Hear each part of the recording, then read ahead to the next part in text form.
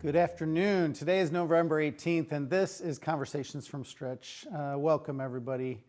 We are so glad to be back with another episode, and I am really glad to be joined by Dr. Christopher Sint, our provost. It is amazing that we only have 2 weeks left in the semester. We'll be off the next couple weeks, and we'll have a couple shows in December before we take off for the long holiday break. I did want to remind everyone that registration is underway. It began the beginning of this week, and in these first 3 days, already 2,500 students have registered for spring semester. So I really want to say a thank you to all the advisors and all the kind of support people that help students to figure out classes for the spring. It's a significant undertaking, especially at a time of year that is so busy. If you have not met with your advisor, it is the time to do so, certainly between now and the end of finals when you leave. So much easier to get your PIN and move forward with that. We're also excited, of course, for everybody that's going to be graduating in December. And we look forward to the new calendar year, seeing many of them go out and get jobs, but also the return of our students. And we'll talk more about that in December. I did want to say we're going to be talking about other events, but I really enjoyed this week. There's so much going on this week, which we'll talk about, but Monday night attended the Gospel Choir Thanksgiving concert. Thank you to Zori Brown and all the singers for a great performance. I always love the show because so many alumni attend and they end up joining in the singing at the end of the concert. That last song, you have a bunch of people rush up and join in. So congratulations and thank you for sharing your voices with us. So much more to be thankful for, and we are grateful to the Lewis community in this week or time of Thanksgiving for all their accomplishments. And I know Dr. Christopher Sint, who joins me every week, is going to talk more about some of the accomplishments of our faculty and some of the events going on this week. Great, thank you. Hello, everyone. Great to be here. And let me just add my gratitude to everyone in our community for so much that's going on that President Livingston just mentioned, registration and really the end of the semester. Both students and faculty are gearing up for that final burst of activity that happens at the end of every semester, and I know that that is hard, and so congratulations to all of you who are doing your part in that really hard work. Yeah, I have several announcements. Yeah, the things continue, the fun continues. So a reminder of our play that's going on right now, The Games Afoot, written by Ken Ludwig, continues this weekend, starting tonight, November 18th through 21st, at Lewis University's Philip Lynch Theater. Our College of Business Administrators and Faculty recently presented at the 4th International Business Week event, sponsored by LaSallian institutions in Bolivia, Colombia, and Mexico. It's so cool. So it's a group, some of our peer institutions, our sibling institutions from across the country have come together to create this international event. And our Dean of the College of Business, Ryan Butt, presented a paper called Resources for Startup Businesses, and Dr. James Oakley, Professor of Marketing, presented marketing tools for businesses at that event. So thank you so much for participating in that LaSallian International event.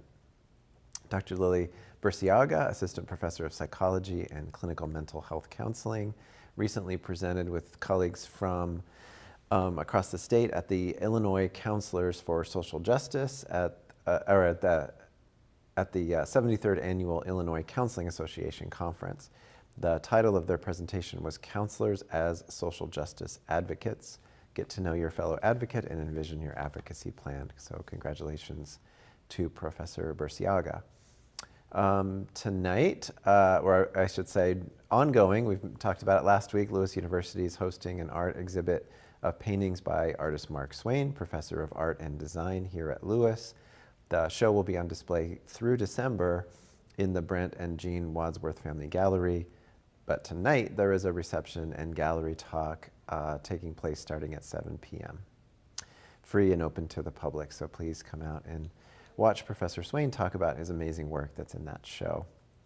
And then on Monday, November 22nd, next Monday at 7 p.m. at the St. Charles Borromeo, we will feature Altitude, a vocal jazz ensemble, and the a cappella group Harmonic Rising, who will join with solo acts for an evening of pop, jazz, and Broadway hits. So yeah, the fun continues at all of these art events and other events going on campus, as well as our community members doing great work outside of our community.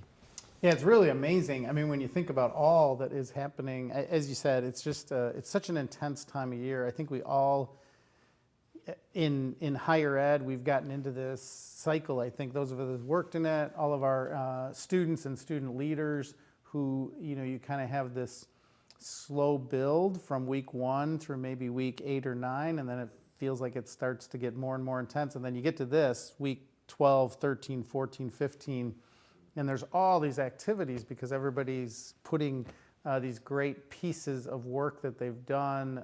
And then you have all the added writing of the papers, finishing of the projects, and of course preparing for finals. And probably when we come back in 2 weeks, we'll be talking a lot about end of the semester celebrations in Yes. different departments and colleges, as well as commencement. So Yeah. that is not too far away. No, and I think it's just so important for the two of us to say as often as we can how much we appreciate all the work. As you said, all those events will happen those last, the first 2 weeks of December, the last 2 weeks of the semester, and they take a lot of work, planning that goes into that. So thanks to everybody for helping our students to celebrate. So we have some celebrations and some excitement going on in athletics. Lewis University men's soccer team will take on Davenport in the first round of the 2021 NCAA Division II men's soccer tournament today at 2 p.m. at Mentor High School in Mentor, Ohio. The winner will take on the second-seeded and host Lake Erie College on Saturday evening at 5 p.m. So good luck to the Flyers this afternoon. The men's soccer team has had a really great season, and we hope it continues. It's at least as we were walking across today, and I assume Mentor, Ohio is not too much different than what we face. It's going to be a cold day on the turf today for our men, so good luck to them. Our men's and women's cross-country teams have both received bids for the NCAA championships, which will take place Saturday, November 20th in Tampa, Florida. I think the weather's going to be a little nicer in Tampa for our runners. Lewis University's 21st ranked women's volleyball begins its postseason quest tomorrow, taking on the University of Indianapolis in the quarterfinal round of the GLVC tournament, 11:30 a.m. at the Eastside Center in East Peoria. And then men's and women's swimming teams travel to Indianapolis for the House of Champions meet at IUPUI.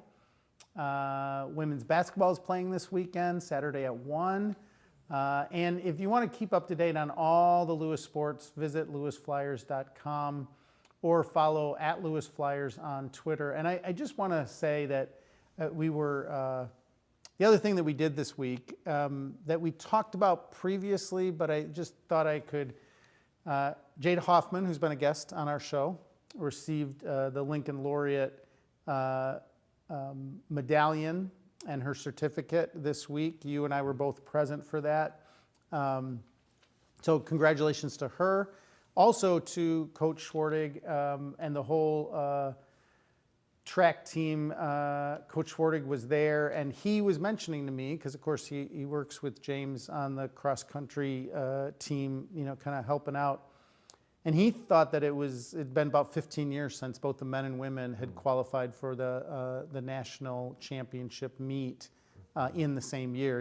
He said kind of one year it might be that the women are really good, and the next year, 2 or 3 years, the men will qualify. But it's just a really rare occurrence that the men and women would end up in that final race in 1 year. So congratulations to obviously all of our runners, our coaches, everybody who supports our student athletes. So I just wanted to mention that because he was talking about that one. And always never a bad thing to mention Jada again, because she's been such a leader, and congratulations on that Lincoln Laureate Award. So now turn it over to you maybe for some COVID updates. Absolutely, great, let's do that. I think we have our usual presentation here, but some new information.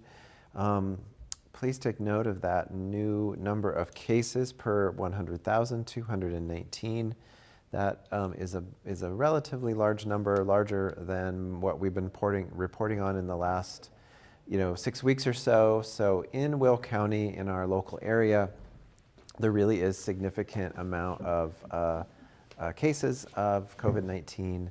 Our cases here on campus, largely because of our vaccination rates, have remained just roughly the same or just about the same for last week, for this week.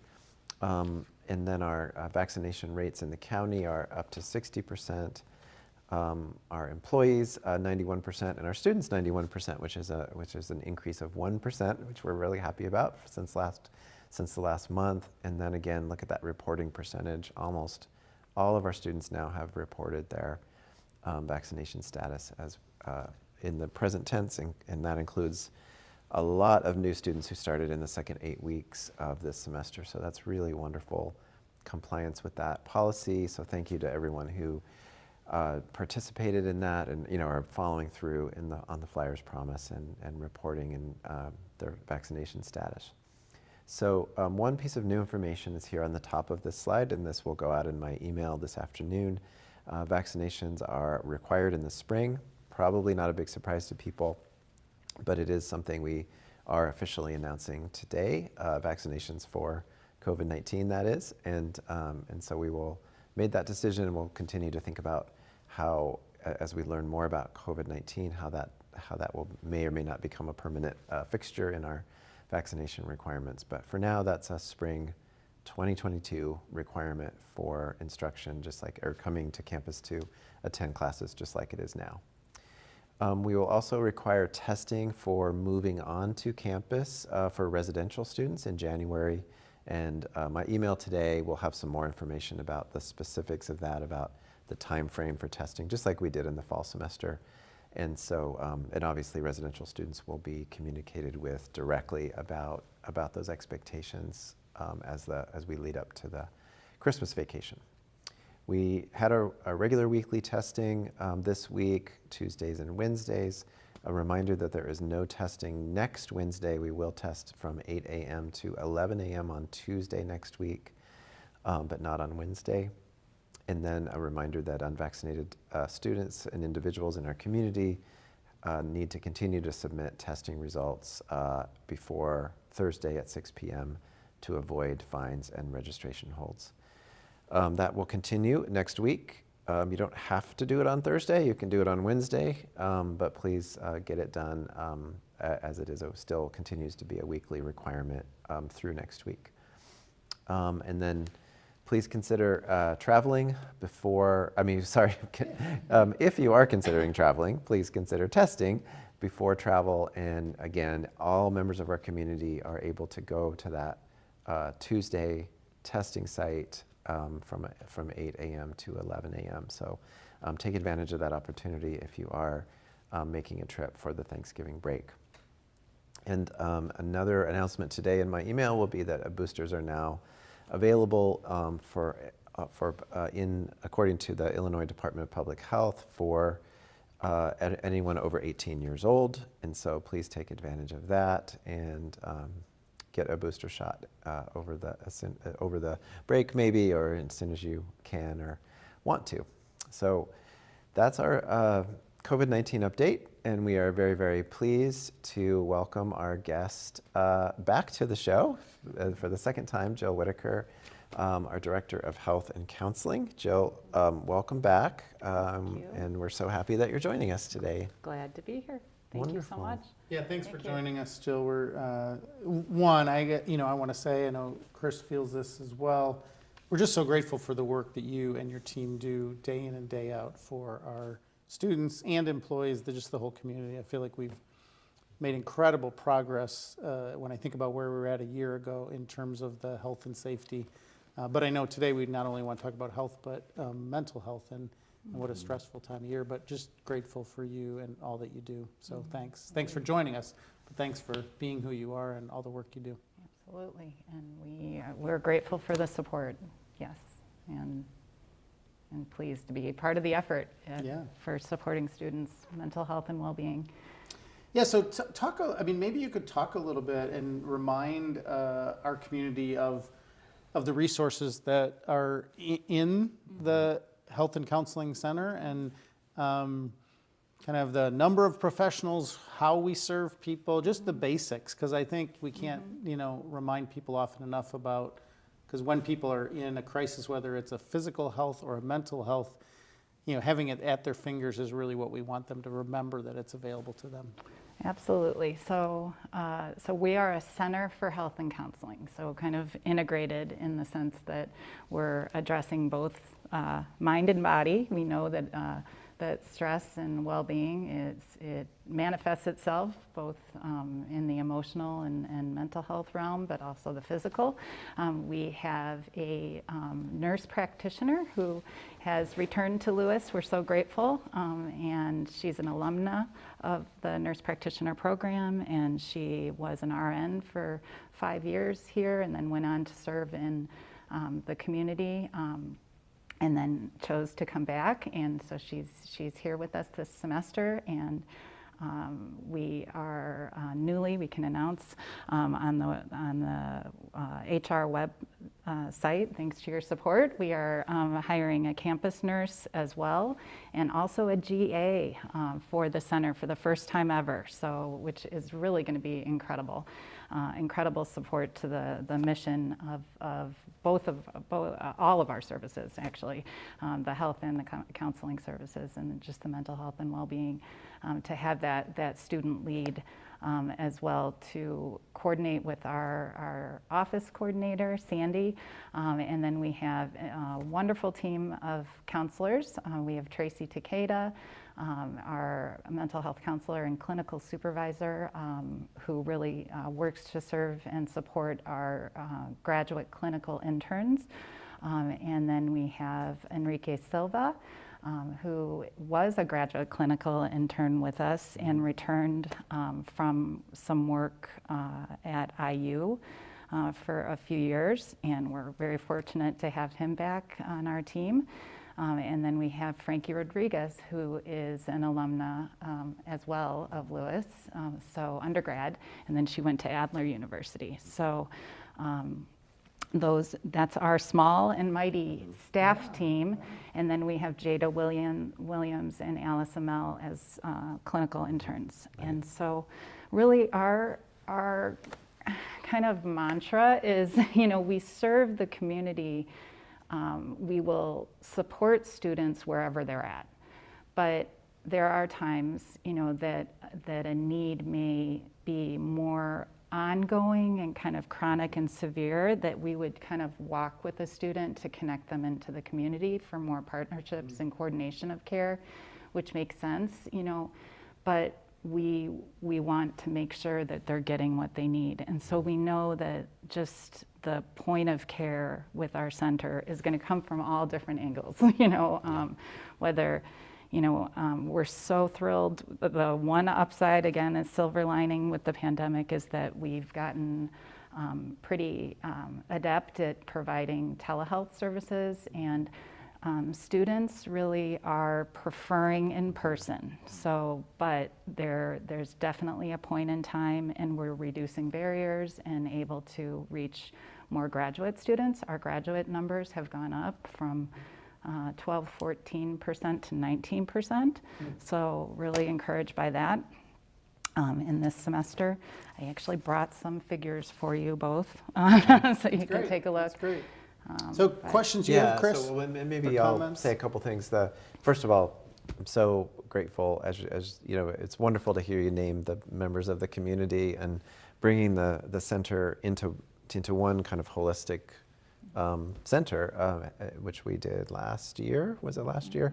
It was such a great decision, and I'm so grateful that we did that under your leadership, but also just all the people involved over these last couple of years that you named have just done incredible work, and we're so grateful for that. One reminder for everyone is that the askus@lewis.edu is on the screen.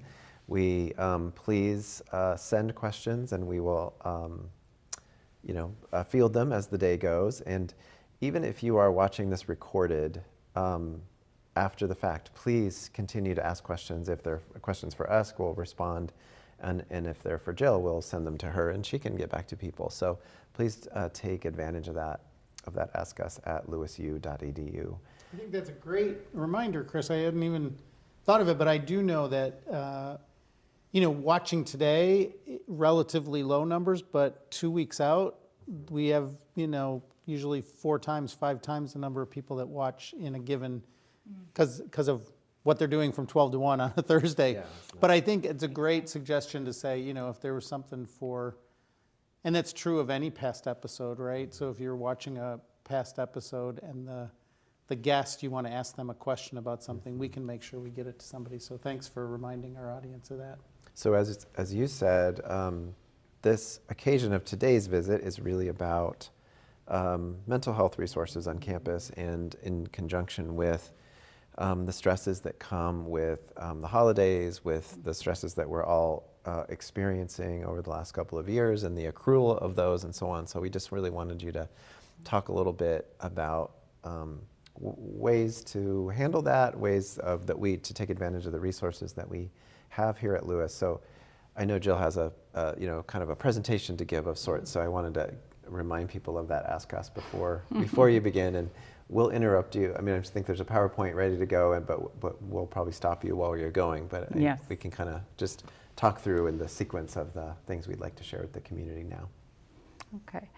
So I like how you said the accrual of stress, because I think that's what happens. Stress can be motivational. It's very positive. It's a natural part of life. We have to feel some stress or urgency to move forward and motivate and get what we need to get done and face life and work on our goals. I think I don't want to spend a lot of time on this slide, in the sense that it is really highlighting the challenges, not necessarily like raising us up and looking at the solution. But this is what occurs when we're facing stresses, and you think about the challenges raining upon us or falling upon us, right? The systemic, the societal, the health challenges that we're facing and navigating right now that were unexpected, unwanted in many cases. That's where some of the psychological resistances and even maybe some maladaptive, not unhealthy coping strategies people fall into as humans. And we can get exhausted, and we start to have, so on the right side of that slide, some of the negative kind of patterns, behavioral patterns that start to get entrenched, and they may occur really from, chronic stress can lead to burnout. It can lead to really severe health conditions, even death, to be honest. It can light up cancers and cardiac events and really great challenges. So it really is, it's upon us as a community, as people, individuals, as a community to really address stress and to take care of ourselves and each other. So could I just Yes. pause there? Because you said these two things that I think are really valuable to kind of point out. One is what I call the actual embodied ways that stress impacts us. But then there's this behavioral, right? So and some of us find stress, as you say, can be motivating. And we then find sometimes things that actually enhance our lives in reaction to stress.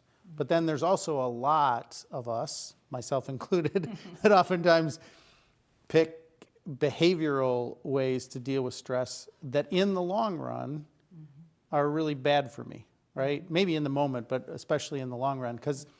So that you're kind of saying, I could have a cardiac event, I could have cancers, but I can also do behaviors that feed into these really negative, they impact my body also because I'm doing these. And I guess what I am interested in, and I know you'll get to this, but to kind of say to ourselves and the community to not be embarrassed about the ways that we react to our stress, Yes. right? Stress is real. Yes. We pick behaviors based on all of the stuff that we've inherited and how we've lived our lives. And then sometimes we try to hide that stress response because we get embarrassed by it because it feels like a weakness. And you are the place that we can go. I mean, obviously you can talk to your roommate, whatever, but find somebody where you can talk about that, because there are ways that we can take that embarrassment, unpack that, but then also then deal with, can we find a better way to deal with the stress? So I just want to Exactly. invite you into talking about that, because I think it's so Real. I guess the older you get, the more and I deal with a lot of stress. I've tried to find ways of managing my own stress, and sometimes it's positive and sometimes it's negative. But what I've found is when I can talk to somebody about those negative things and not be embarrassed by it, it just helps me out so much. Thank you so much for just addressing the very real shame of being vulnerable. And that it's a human condition. It's none, we're all trying to figure this life thing out. And the more the pressures that exist are intense and imminent. And,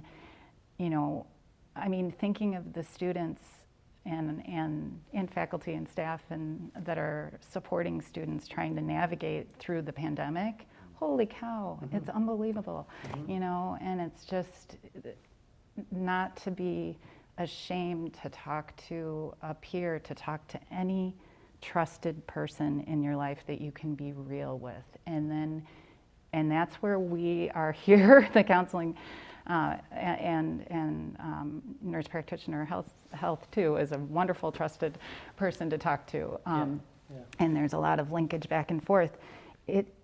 When there's not feeling, if for some reason, because the people in our lives, sometimes we have perceived feelings or of their expectations of us, and if we're vulnerable in any way, or open up and show our weakness, which actually we all have them, so then they're going to think less of us, or we're not going to be able to serve in our perceived role. But Right. We did have a question come in, Jill. We could wait on it, but I think maybe it might play into one of your next slides, so I'll just throw it out there now. So somebody was asking how sleeping, especially college students not sleeping as much, plays into stress. So what's the connection between it might be stress and then less sleep and then even more stress. I don't know, but maybe you could talk a little bit about sleeping patterns among college students and how that plays into stress. Right. So it is a before, during, and after situation, right? It's so interrelated, but right, if you are having a lot of thoughts, stress, anxiety, and not able to rest. And then, biochemically in your body, there's all sorts of things. And I am by no means a sleep specialist, but there are really incredible hormonal, biochemical, neurochemical situations that go on where you are lighting up the more negative anxiety and like cortisol, norepinephrine, those kinds of uncomfortable transmitters in our body, and they keep us awake longer, they make us feel agitated, and then you start having, again, shame and guilt because you can't concentrate, your working memory is way off when you don't have enough sleep. Sleep is medicine, exercise is medicine, relationship support is medicine, nutrition. Cool. So I think we should repeat that. I think for all of everybody watching and everybody on this whole campus, the 7,000 of us, I love the way you phrased that. So sleep is medicine, Yes. exercise, activity is medicine, and relationships are medicine. Yes. And if all of us did those three things And good on a regular nutrition. basis and ate well, Yeah.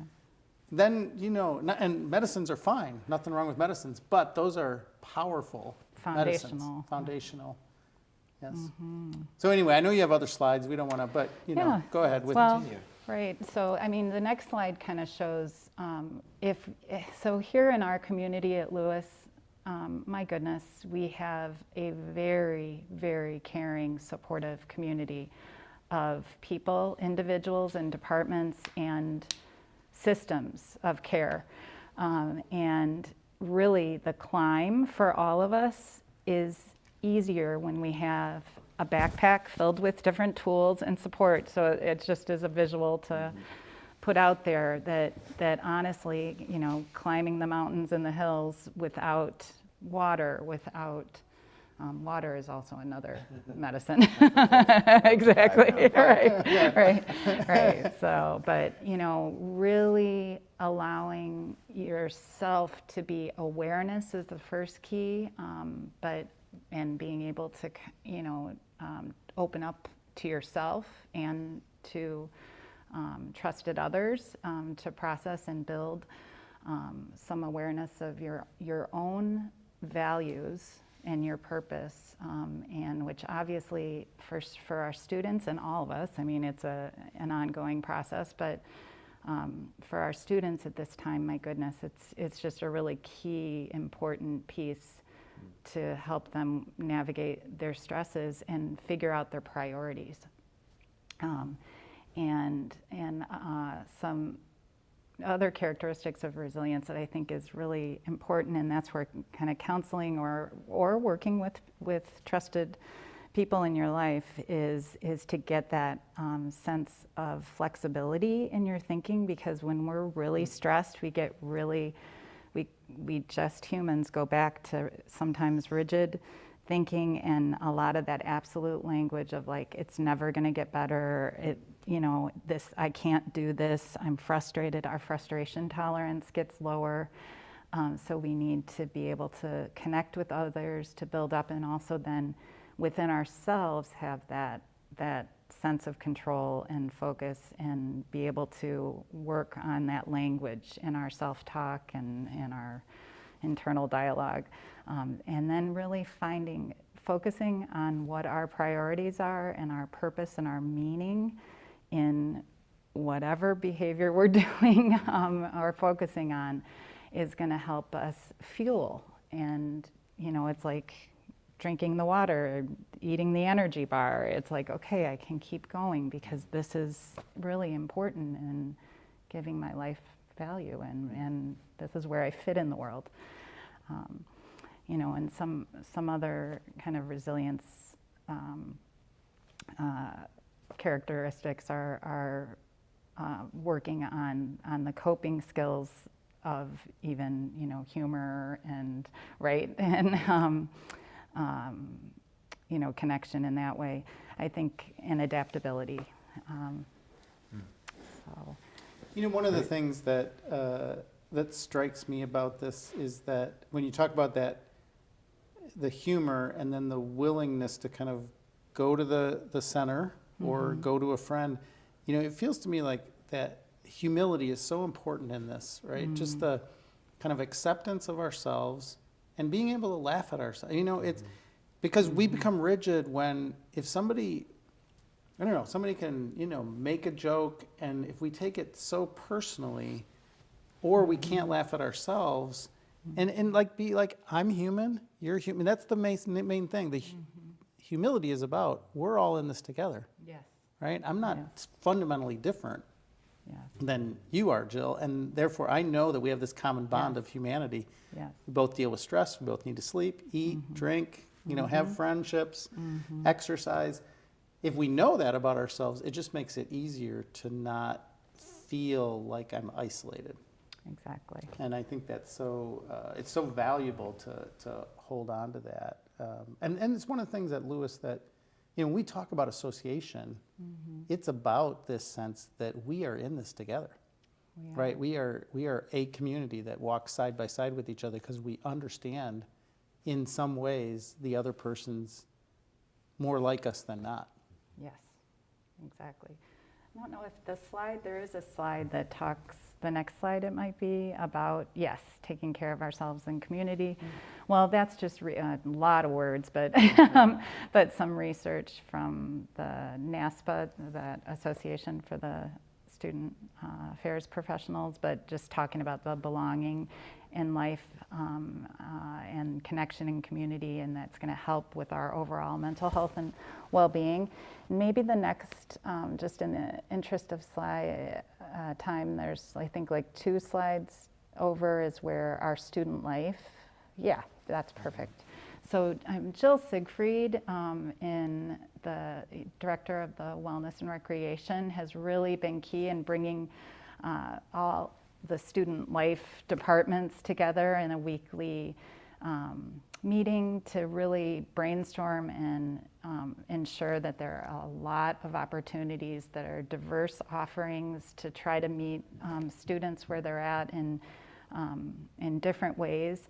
And this is an example, I know you can't really see it, but if you follow the Life at Lewis U Instagram or on the app, or the student activities calendar on the web page, you can really see the different opportunities, and that is going to, you know, so often there's anxiety about trying something new, but there's so much that happens when we push ourselves out of our comfort zone and go and get involved. Again, you might meet someone that actually you can talk with, and the research shows that you are going to reduce your stress if you feel a sense of connection and belonging in the community.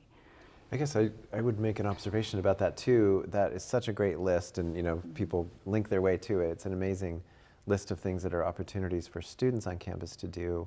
But just to connect what you said before about community, I think, and it does take bravery to join a new community and to put yourself out there and be a part of a new group.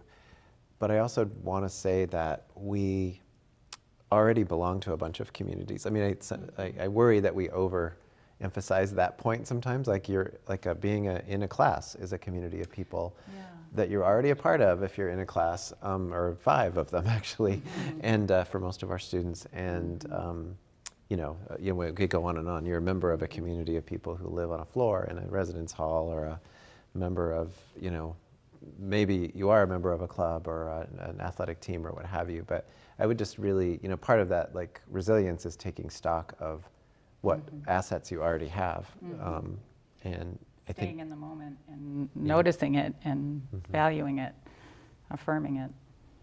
Yeah. And then building on that. Exactly. You know, that be active, be well, belong. I am active. I am well. I belong. Like an affirmation of that, because people may not take stock in that in the moment. And we certainly want everyone to be able to say, I belong to the Lewis community, right? If they have nothing else, right, that affirmation, we would want the 7,000 people that are a part of our community to be able to say that, I belong here, right? And therefore, I have a community, to Chris's point.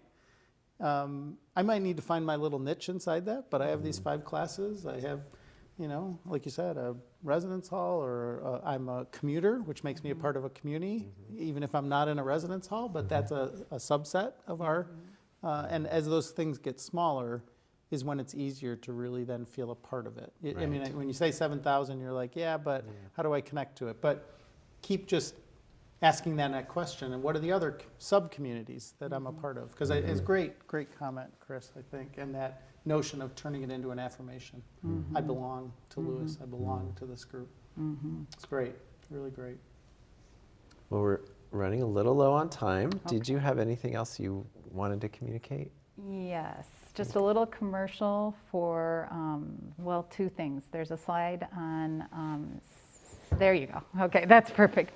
Okay, so just well wishes for winter break, for holiday break. Is that supposed to be an ornament shape? You know, yes, it was kind of, yes, and kind of just getting the feel out there, and for whatever holiday, or if you're just celebrating the winter break holiday, just a little festive mode.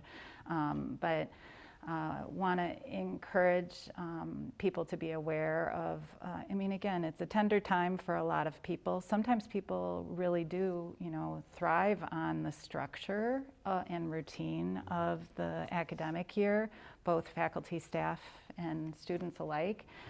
So knowing that this is really an important time for self-care and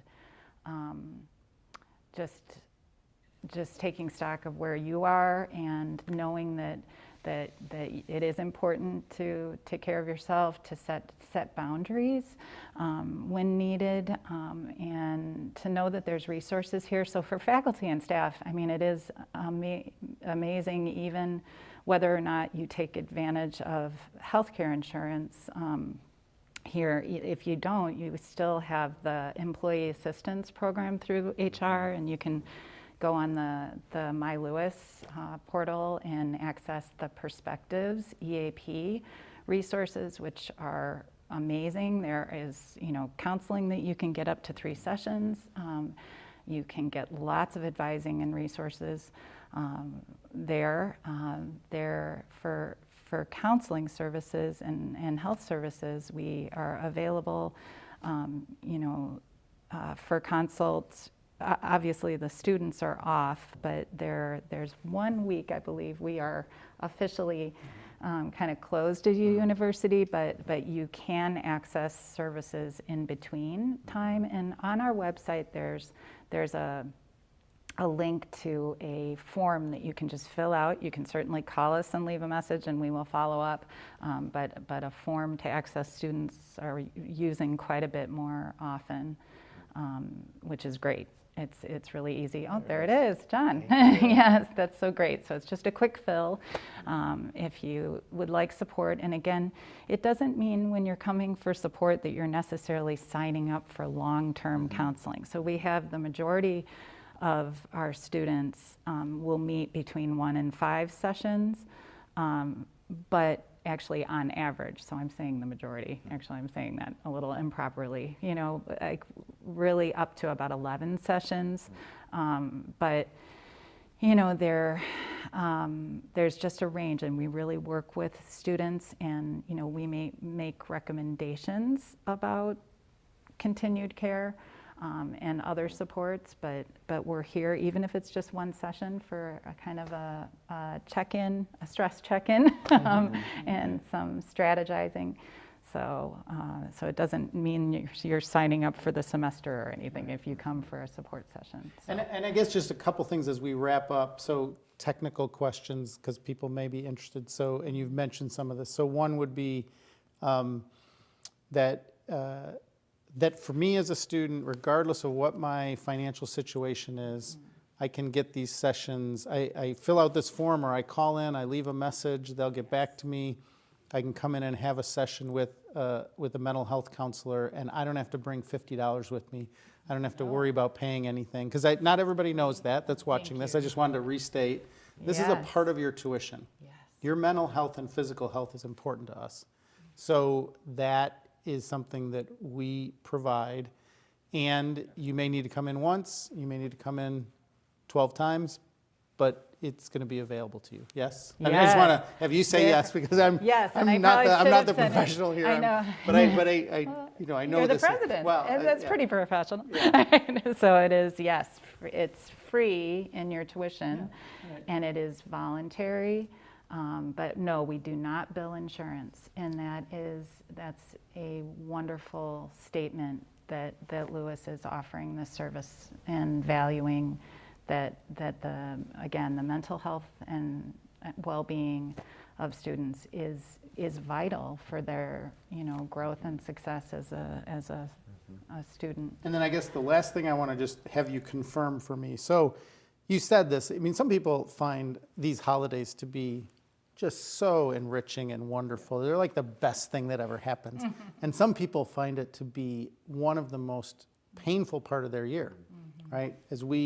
And even for some of our students who, this is their structure. You mentioned this. I'm just kind of restating some of, they now have a community. They go to classes. They see people every day. Then they leave, and some of them, are kind of, somewhat leaving for 5 or 6 weeks.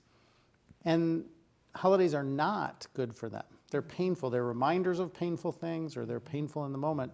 So somebody could fill out this form, even that, the week that we're off is basically between Christmas Eve and the day after New Year's, or New Year's Day.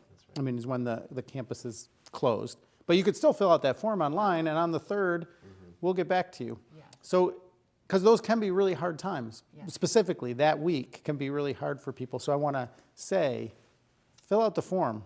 Reach out. We'll get back to you. Reach out, And of course, as you already said, we will connect you to other resources. I mean, don't just fill out that form. If you're in real crisis, call a crisis hotline. There are Yeah. many of those available to people. So we want to, own all these different layers that are responses to mental health and stress and the challenges that come with Thanksgiving and Christmas and all the other holidays that happen this time of year. And, family is a wonderful thing, and can be a stressful thing. So, last comment, if you want to make one last comment, and then we're going to wrap it up.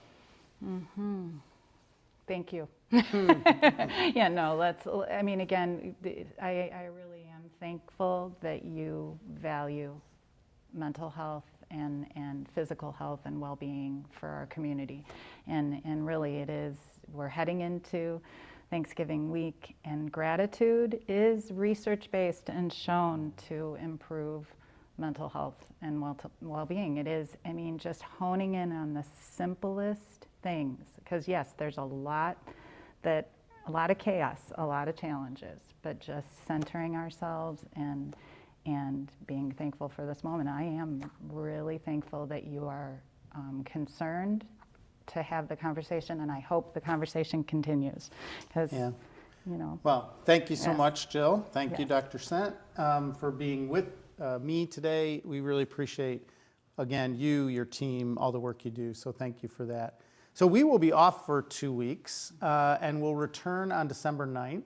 I did want to remind the community that the first Monday that we get back, so right after Thanksgiving, that Monday in the afternoon, 4:15, right outside of North Hall, we are going to do the Christmas lighting, which is one of my, we have all these rituals on campus, but it is one of my favorite events. We usually have hot chocolate and singers and all that stuff. We'll have refreshments afterwards in the Darcy Great Room.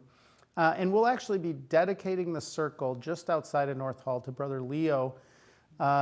It's going to be called the Brother Leo Circle in honor of Brother Leo Jones, who passed away almost a year ago, first week of December last year. So we remember him. He was always a part of that, and we want to, keep him in our memory. Even if you can't, we will be putting a plaque up there. If you can't make it to the lighting itself, next time you walk by that tree that will be lit up for Christmas, just a little thought, a little prayer, a little memory of Brother Leo and what he meant to our community. So I want to wish everyone a wonderful Thanksgiving. Many blessings to you and your family. So this is